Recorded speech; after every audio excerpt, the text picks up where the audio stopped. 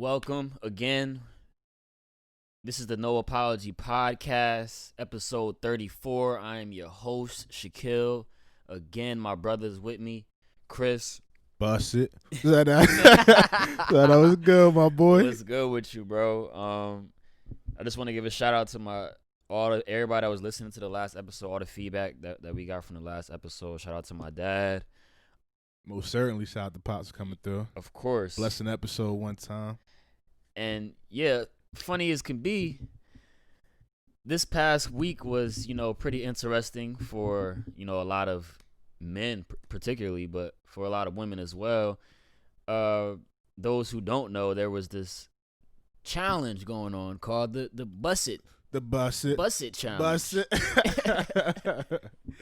And I didn't even realize that it was a challenge because I'm just on Twitter seeing a bunch of girls turning into one thing to another and then ass is shaking. The switcheroo. Yeah, and I'm just like, God damn, what the hell is going on? So I seen that, and yeah, it was a lot of I guess I wouldn't say tension, but it was a lot of like eyes going on the internet world. A lot of girls were appreciating the girls that were taking their time out during COVID, especially like to even do all that, because we forget that we're still in the pandemic. A lot of women were probably too tired to even put makeup on and do all the other shit, but it was a lot of women that was making it happen. A lot of participation, man. That damn thing was like a phenomenon. Yeah. How many did you watch? It's an undisclosed number. Yeah, it's undisclosed. Number.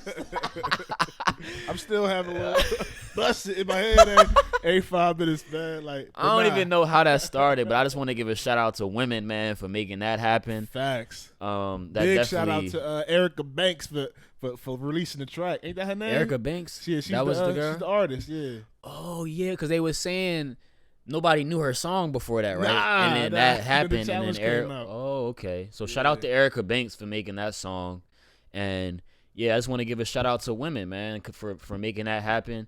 It was an exciting week for everybody. I guess our generation. it was older people doing it too, but I guess they were joining their kids with it. So yeah, I also have a little story time. Speaking of Twitter. So, this person is going to remain anonymous, of course, because I was just scrolling through my Twitter timeline, and this girl, I guess the situation at hand was like her and her boyfriend kind of, they moved out, like they broke up and all this other weird stuff, and she was keeping Twitter up to date with it. So, whoa, so they broke up, but she was still keeping everybody entertained on the story. What's going on? Enlighten us. So weeks after, she was speaking about like how she finally talked to him after that, and they're in like a slightly better place, and she didn't tell. Well, she told him that she didn't tell anybody about their little mishap or whatever. But she told the entire So she was Twitter. She's saying this on Twitter, like, I told him that I didn't say nothing to anybody, but y'all don't tell nobody. So then it was like a comment, like girls was asking, like, did you catch the break body?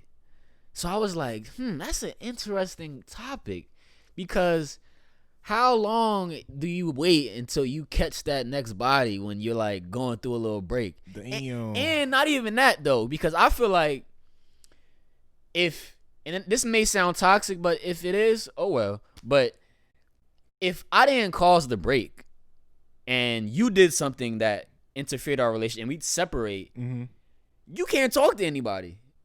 I could do a revenge little whatever or something if I want to. That may be toxic, but like, what is the amount of time that you might put on catching that break body? Damn. That's interesting, like you said, bro.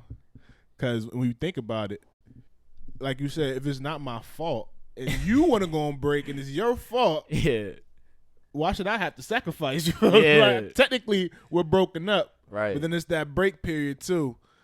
But I think nowadays, like even with the circumstances like COVID and everything, it got to be like, it can't be nothing that's too quick.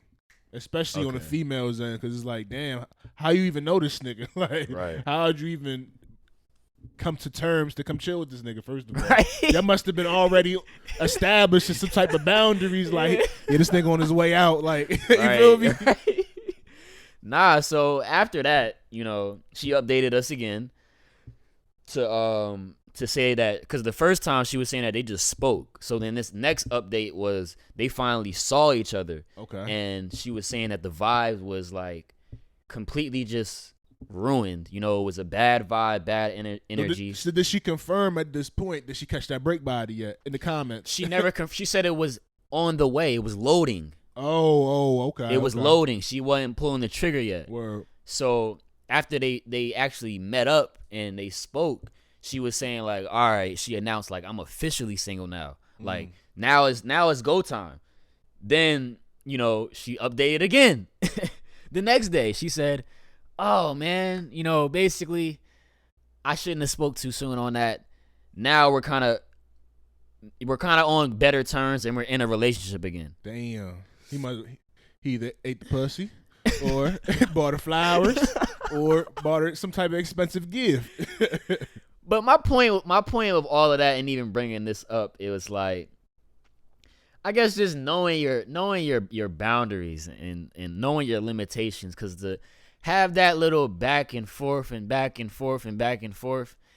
kind of like, what do you want out of, you know, this person to kind of allow it to be this roller coaster ride, you know?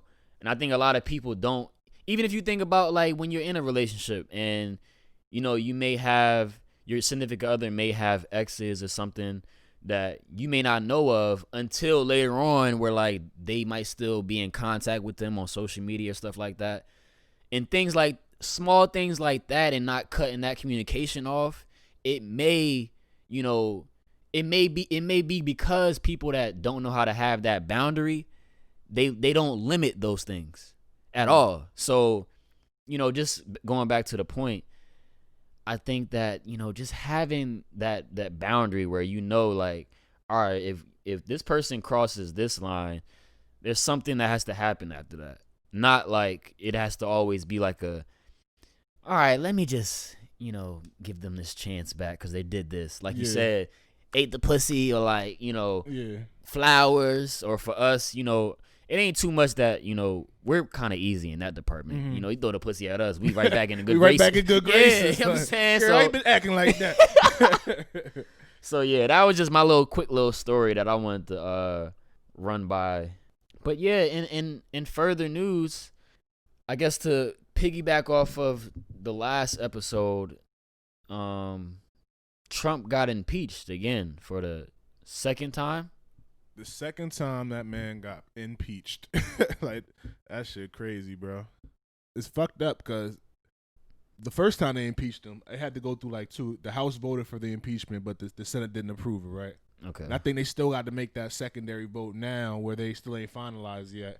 Okay. And there's been stories out recently from Mitch McConnell basically stating that he didn't know which way he was going to go about the whole pick yet, if he wanted his vote to impeach or not.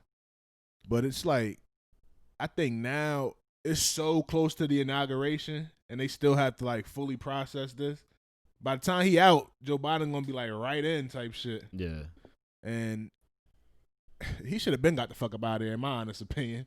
But we ain't gonna talk about that. America voted for who they voted for, and they know they knew what they was doing. They knew they was trying to stir this friction between the world and create a mess. Right. And they created a big ass mess now. It's like we stuck in this shit. Not only that, it's all during a pandemic. Yeah, on top of that. One thing I can say though, that Biden plan looking good. I don't know if you got a chance to take a look at that thing. It's like the Biden the restoration plan. How certain things I definitely did. Yeah, what stuck out to you? Stimulus. What stuck out to you the most about it? The student loans. Shit. Wait, what was it? What they said about that? He trying to like get rid of them Jones, basically. Like totally. Like. Oh, okay. Off the rip, like during his campaign, he was already talking about like establishing. I think it's like 12, some big number, like 10K off the rip or something like that. Once he got into office, so I think that would be beneficial for everybody. Yeah. If we got a chance to get rid of, even if a partial amount of student loans, just to kind of, you know what I'm saying, get us back into the game, help our credit. Like shit. Nah, of course. I'm in the hole, so that would definitely help out a lot. Word. The one thing that stuck out to me was the stimulus, another round of checks, and social media was kind of in a little weird frenzy because they threw out the 1,400 instead of like the 2,000. So I think after he proposed this plan, it was like given to us that they were giving the rest of the money that Trump didn't give us to make it 2,000 instead of the 2,000. And it was like people were pulling speeches that Biden was saying, like, we gonna get y'all this 2,000 instead of this 600. 600 is not enough. We need 2,000. Yeah. And politicians got a weird way of wording shit. So like, I don't think a lot of people knew that that's what he meant by 2,000. So it was additional 1,400. Yeah, like I didn't even know that shit, bro. So that was a big thing because it was like, if you were gonna give us 1,400, you should have just said that. 1,400. People were saying that. So that was kind of a weird little dialogue on the internet that I was seeing. On one hand, you got people, of course, the more like conservative people just thinking like, all right, we should just be appreciative and thankful that they're giving us anything. Yeah. And of course, we're all appreciative and we're thankful and all that other stuff. But at the same time, if we got this 600 and now we're about to get 1,400 and it's still less than the money that we should really be getting during all these times, y'all might as well up it even more for all that. That's what people were saying. Like, y'all might as well give us more than that. It's facts. Of course, we gotta settle for whatever they give us. But that was one side of it, and the other side was, like I said, just going at how they're wording things and just being more upfront. Instead of just trying to like sell us this pitch. And I think with going back to Donald Trump, because the whole impeachment came about after with the riot situation, right? Mm-hmm. And we didn't speak on this the last episode, but the banning of him with being banned on Twitter and Facebook, it was interesting to me because whether he deserved to get banned or not, that's up to whoever wants to decide that.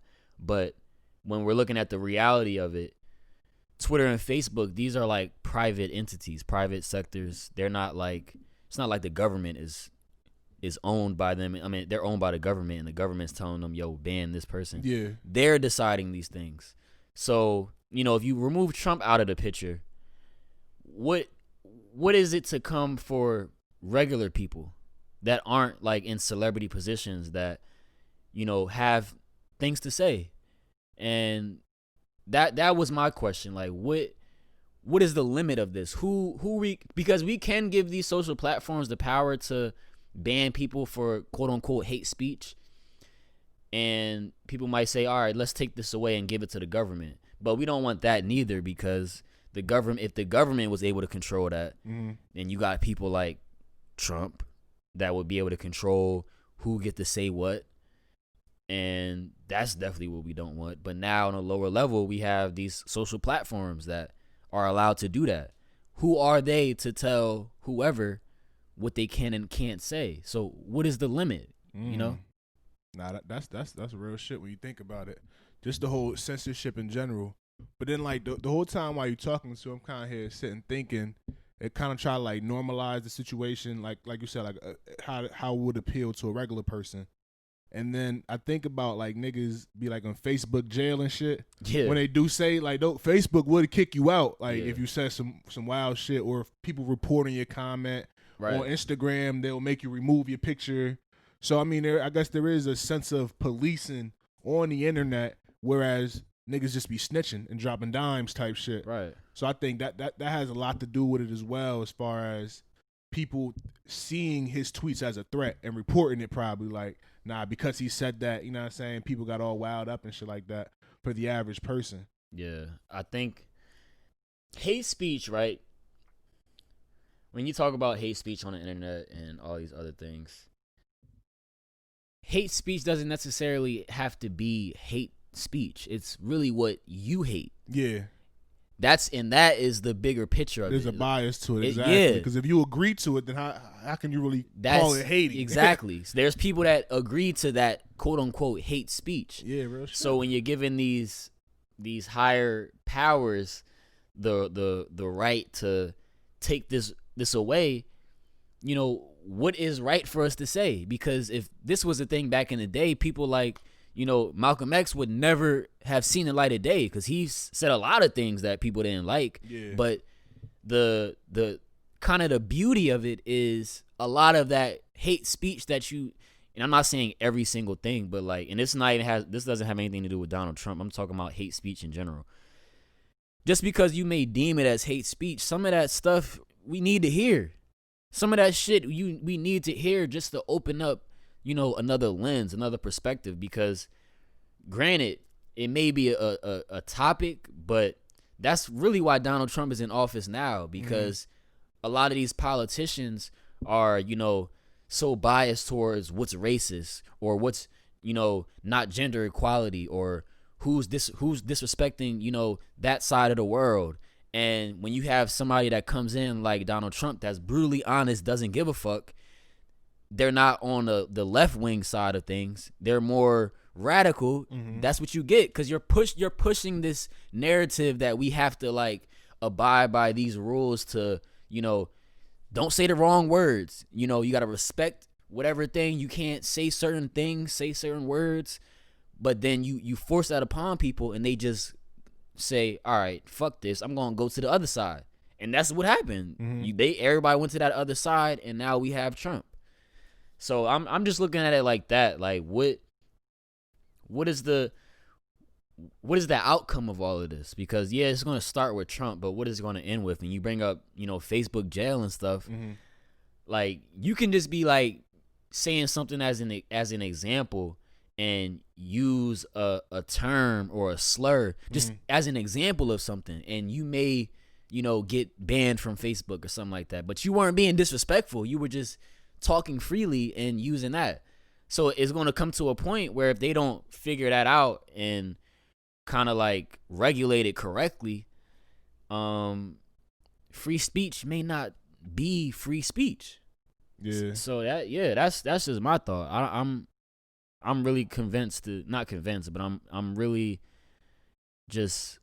But do you feel as though it was necessary? Like, do you felt like the shit he was saying? I think we talked about this in the last episode as well. Like one of the last few things he was saying was, I ain't going to inauguration for anybody who wanted to know. I think he did bring up something about the protests as well.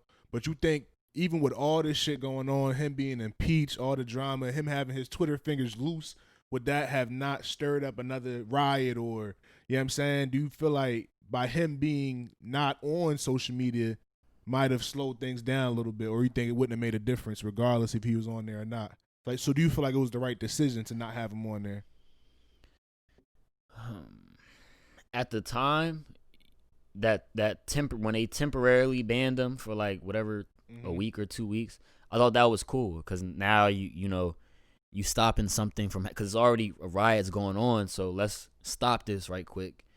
But to ban him, that was like my thing. Like you're banning him, and it's not like it's a government thing. It's Twitter. Like the powers that be that control Twitter are saying, you know, we don't like this and what he's saying. We feel like it's causing a lot of destruction, so we're not allowing this on the platform.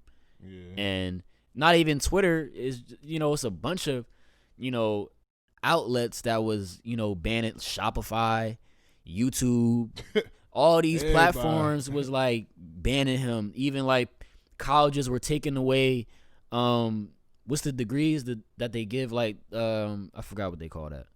You know, it's on the tip of my tongue. The complimentary Jones. Yeah, them Jones. Yeah. I forgot the name of it. Yeah, I forgot. Yeah. But colleges were pulling that away. Dang. You know, we not really doing that. And it's I get it, because they don't want to be next to that. They don't want to be in support of that. Yeah, have their name attached to it. But that's what comes back to that, you know, that bias. So just because we don't like what he's saying on, you know, social media or stuff like that, we got to cut him off of it. that's the dangerous side. And I don't want to necessarily talk about Trump and use him as the example, because he's gonna be whatever he's gonna be, and he has said a lot of things that were kind of wild. But just on a regular level, you know, we get the same treatment. We're not opposed to being banned on Twitter. We're not opposed to being banned on Instagram. If you post like sexually explicit pictures or videos in your story for like 2 or 3 times, you're liable to get banned on Instagram. Yeah, real shit. So, you know, that's kind of where I'm at with it. Just thinking like long term, like what is the good that's going to come out of this? Yeah, I mean, I feel like social media in general, as far as like the freedom of speech goes, it's not really taken into context where, again, there's policing on there. If people don't feel that your tweet may be a hate crime, for example, like you said, and they're gonna to report it, like, nah, we don't agree with this, I'm reporting your shit or whatever. And then it's like niggas on there posting shit they doing in the street, like guns and drugs and all this other type of shit. And it's like police could use that shit against you in the court of law. So it's like, this is never really freedom of speech. You're basically putting yourself out there, and they're controlling what's going on type shit. Like, they'll let you do that shit, but they'll take it right back from you in the blink of an eye. You feel what I'm saying? Yeah. So it's like, it's always going to be some type of censorship to the point where it's never going to be freedom, no matter who you are. And then this goes to show, you could be the motherfucking president. You could be a regular person, and then they could just snatch those privileges of your speech away from you anytime, given the platform that it's at. Right. Yeah. But the feds on Facebook, the feds on Twitter, if they don't agree with certain shit, you got to know they had a hand in you feel me, in doing what they do as well, too. Yeah, and I think, you know, we're at a point already where we're past being able to control things or having that level of self-control when it comes to, you know, social media. Yeah. So I think that has to be, you know, niggas been stop giving a fuck about what they posting. But that has to come in. That has to be a thing, because it's either we have to control and be able to control what we say, or they're gonna do it. You know, sad to say, because we're seeing it, like I said, with Donald Trump. If he could have controlled certain things, because he didn't have to say every single thing that he said on Twitter, you know, but he decided that was his way of getting out whatever he got to get out. You know him as a person, that he's a narcissistic person. So he wants to say whatever he want. It don't matter how it's going to make you feel. He want to say what he got to say because that's what he wants to do. Real shit. So that uncontrolled, you know, aspect to your speech, if you're not able to control it, somebody has to. And now these platforms are taking it upon themselves to do so. So I don't fault them for doing that. Like I said, I just want to keep reminding people of that. I'm not saying that, you know, Trump was right for doing anything that he did. That's not up to me to really decide that. But I just feel like when it comes to free speech, where's the limit to that? Where's the, you know, who is in power to control what is deemed as a hateful speech? When, you know, this, how we talk to people on a daily, these are things that, you know, have always been spoken about, these uncomfortable conversations. It may not have always been in front of a camera or to be put on a platform, but I honesty just needs to be respected a little bit more. Yeah, no, I feel you. As a whole, no matter if you disagree or agree, because we don't need to, everybody in the world doesn't need to agree. And I think that was kind of like the problem with, like, not the problem, I think that was the thing with like Obama. You know, his thing was like bringing everybody together. You know, we can do all these things together and all this other stuff. But there's people that wasn't on that type shit. Hell no. Like, and we don't need to all agree. And they was all quiet as hell. Yeah. They was all quiet as shit. Right. Now they all out and talking. And that's the funny thing. So, yeah. And just to kind of, I got to stray away from this topic a little bit. You brought an interesting thing up by saying the self-control that we have on social media platforms, I think, is a real big thing, because that is truly out the window.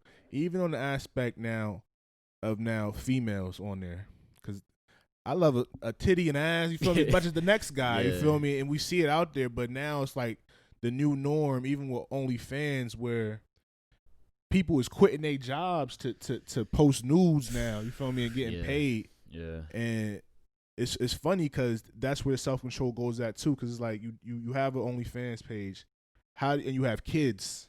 Yeah. You don't think that this is going to somewhat come back up in the future, and this is just something that's temporarily going to happen. It's going to make you money. It's going to go away. Like, and I think I've seen like stories and stuff where like jobs is firing girls when they find out they got OnlyFans accounts. But to me, that sounds like some dumb shit though. For them to get fired? For them to get fired for it. I don't agree with it. Because that doesn't have anything to do with the job. It has nothing to do with the job. Anything, nigga. If I'm finding out this is the girl from OnlyFans works at the motherfucking local McDonald's, I might go to McDonald's more often. You feel me? Like, nigga, that's free publicity. Yeah. Nah, I get that. That's a good question though, because I don't think a lot of, and I can't speak for women, but we're having this conversation. I'm just gonna, flow with that. But I don't think that people, because it's not just women that are on OnlyFans. Yeah, men are on OnlyFans too. But I just think that people, they don't really care that much. They're not really like thinking that far ahead where like, right. Their kids may have to see these things, and they're more so thinking about it in the now. Like, I'm trying to get this money now. I'm trying to get paid now. Whatever happens after that, that just happens. And to each his or her own. Mm-hmm. I'm not really shaming or judging anybody for that. But speak on that article that I had sent. Oh, definitely. That article was real interesting. Yeah. And I think one of the biggest things that I got from that article was the term online sex worker.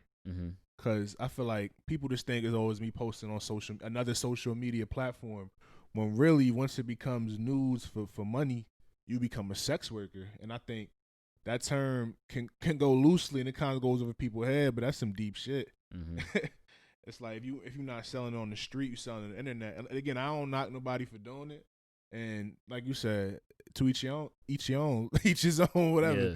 But it's kind of crazy when you think about like the whole formality of it and how common it is in today's world where it's not really frowned upon, because it's still a sex worker. You feel what I'm saying? And I found that the most interesting.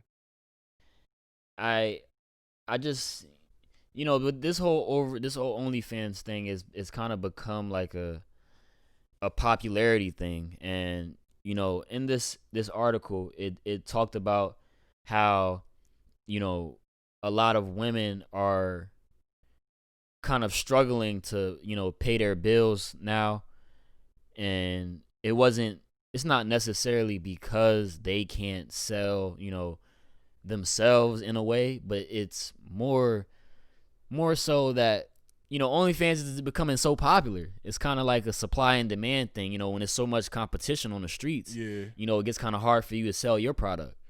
So that's where it's kind of becoming that thing where it's too many people on there now.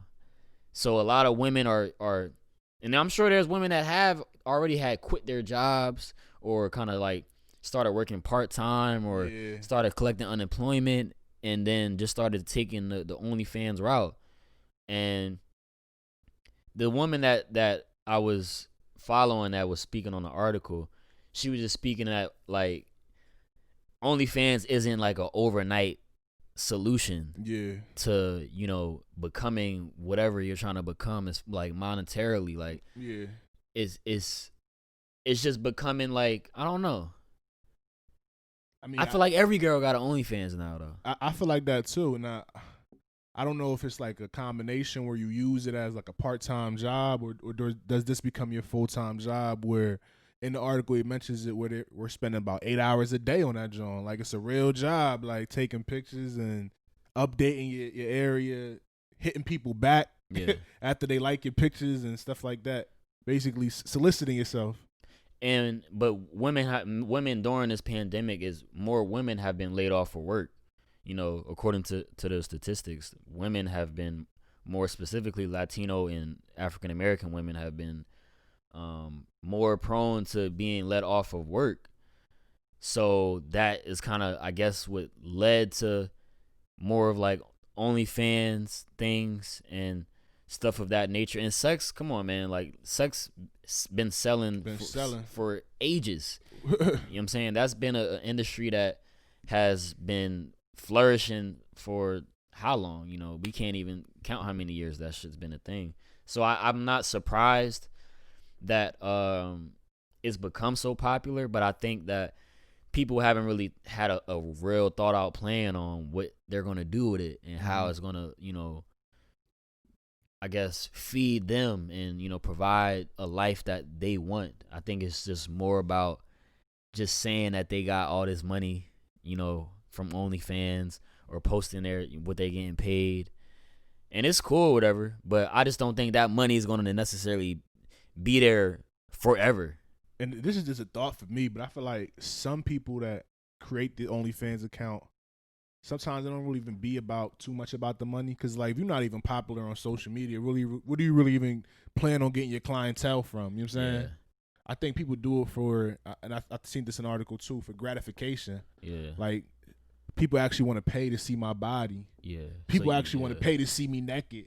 So it makes you feel a little bit better. It makes you feel better. It's like, oh, I got these people that's really my fans. Like, let's take the name and let's put it out there. Only fans. Like, people are paying to see you with a monthly subscription. So they got to really love you. So I think there's a gratification thing to it too. Like, do you think that we lack, you know, not to go too deep, but like, pause, but like, do you think that we lack that, you know, acknowledgement of like gratifying our women?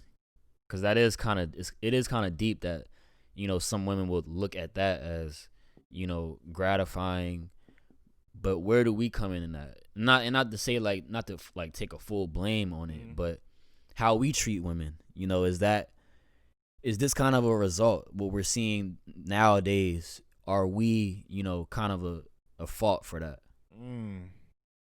That's a powerful way to look at it, but I can't say that men is technically the reason why, you know, this is happening. So we're talking about OnlyFans, social media group who started out at 120,000 users and now has well over 1 million users. So I think it's more so of a phenomenon in which that people want to get more involved and kind of want to put themselves out there and kind of perceive that as, if I ain't got one, I ain't popping type of thing. You know what I'm saying? Like, and OnlyFans was like a thing where you just had talent and content. It wasn't even about sex. It was just if you were a content creator, you could, you know, have your fans. It didn't have to be dudes. It could be you playing the piano and somebody always want to watch you type shit. You were able to tap in with, you know, your core fan base, and they could pay whatever to get whatever content from you.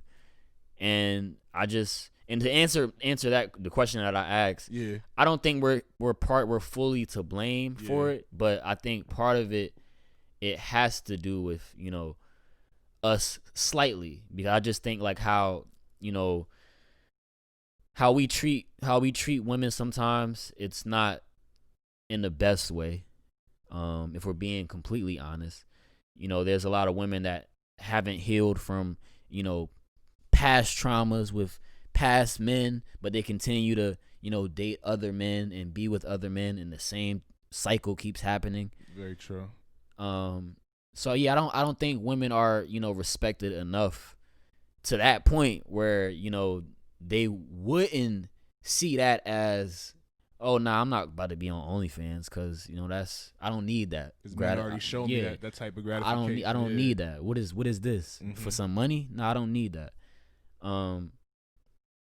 Me personally, like, because there are dudes that are on there. Me personally, I got kind of like certain limitations. I'm not even speaking on OnlyFans, just in general. I have like certain limitations on like things that I'll do for money. Yeah. Just as a human being, I guess that just has to do with my morale, my DNA. So I don't measure, you know, myself, or I don't measure people by my yardstick. I don't try to put my, you know, lifestyle on other people. So I understand. I get it.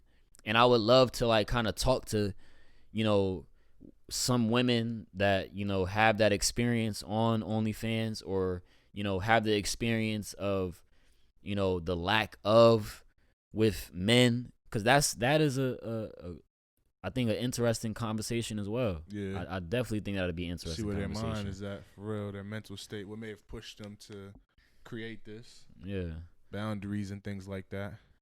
Yeah, man. But interesting enough, man. But let's talk about this NBA, man. It's been popping lately. Yeah, it's been a lot of changes.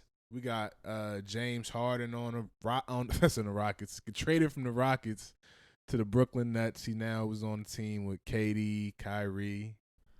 And speaking of Kyrie, man, he's been in the media a lot. Yeah. About being away from the team due to personal reasons. Mm-hmm. It wasn't really publicized what those personal reasons were, but he was seen at like a family birthday party without his mask, and the media made a big deal about that. The NBA fined him about $50,000 for health violations. He's kind of just been away from the team lately. But Kyrie from Jersey, man. Kyrie been wilding, man. He been wilding. he been. First of all, it's too early in the season for all this shit to be going on. Like, if you got a commitment, you gotta just stay with that commitment. I understand, you think he's a team killer though, because he did leave the Cavaliers, demanded the trade from LeBron.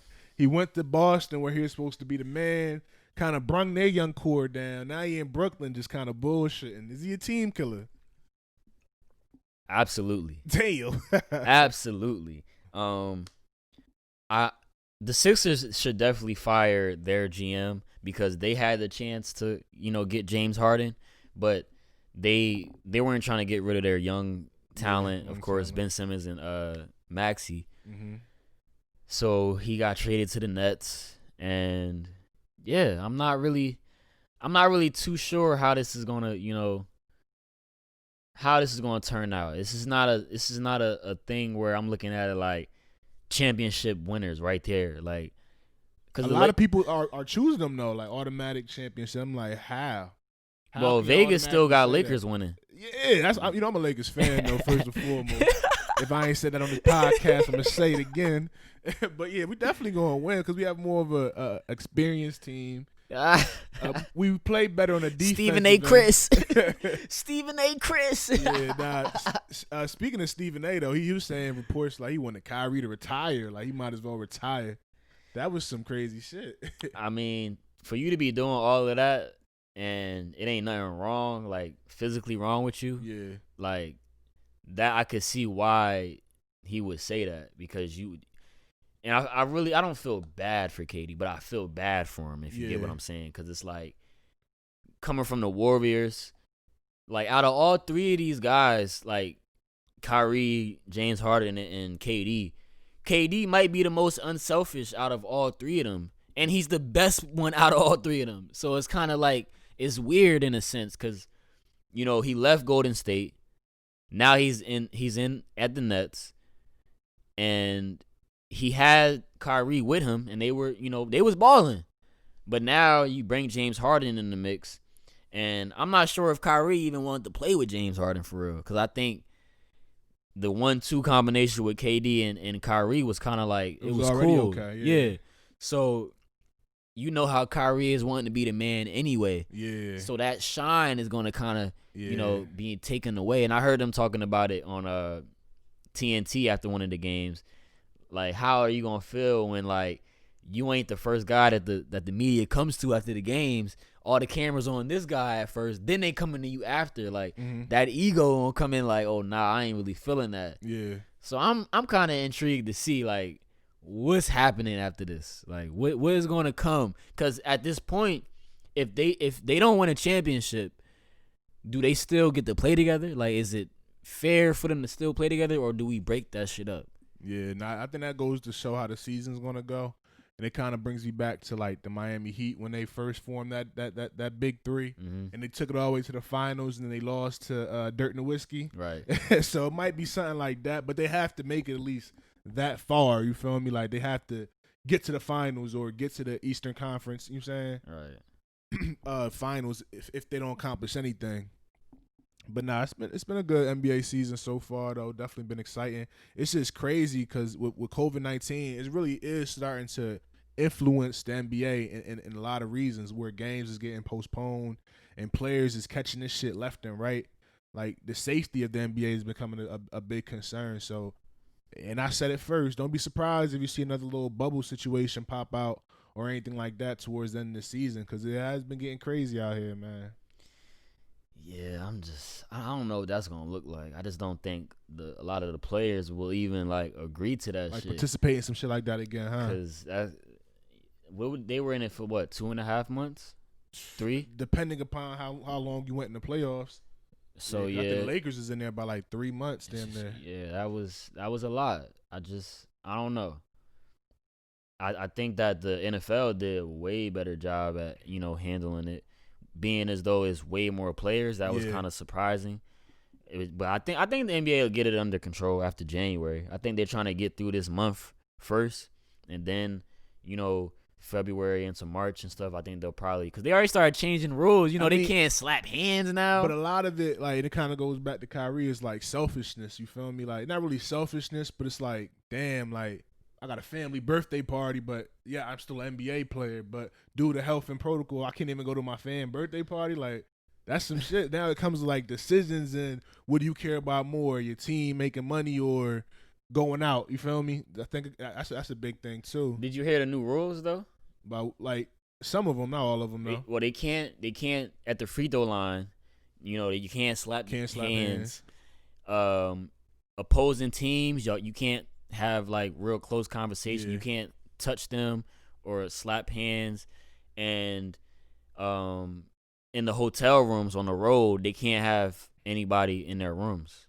And they can't probably go out either, of course. I mean, they probably could go. They didn't say that, but like they definitely said you can't have people in the rooms because they probably be having chicks all in the room when they on the road. But George Hill, of the Thunder, he played on the Thunder now. Yeah. On the new rules, he says, and I quote, "I'm a grown man, so I'm gonna do what I want to do. Exactly. If I want to go see my family, then I'm gonna go see my family. They can't tell me what I'm going to do. If it's that serious, maybe we shouldn't be playing." And I understood what he meant. I definitely understood. Yeah, and that's what I'm saying. A lot of people probably feel like that in the NBA because we're still human. We still need that human connection. But George Hill, shut up. We don't...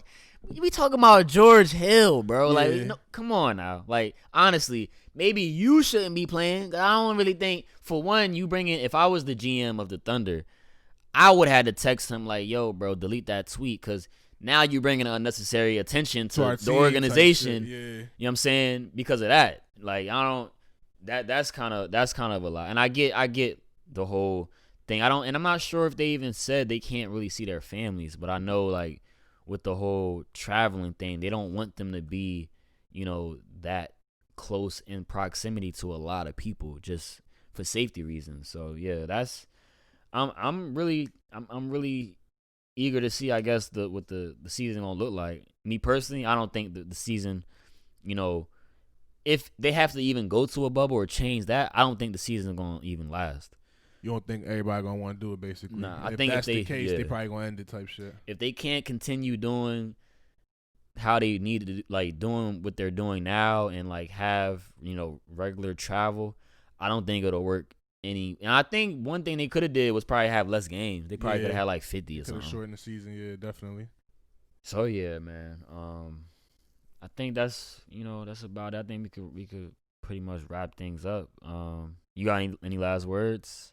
Nah, it was dope though. Last episode, all the feedback we was getting. So definitely shout out to the listeners. I've been showing mad love late with the No Apology movement. Just continue to support. We're gonna keep dropping that dope content. Always listening on us. Subscribe. Yeah, this was a little busy week for me personally. So I just wanted to just talk about some random things. A lot of the episodes that we have are well thought out. Yeah. But yeah, I just wanted to just have some just regular talking random things this episode. So yeah, just keep tuning in, subscribe, like, share with everybody. Appreciate all the continuous listeners, all the new listeners. And yeah, this is the No Apology Podcast, and we're gonna see y'all next week. See y'all. It's no apology.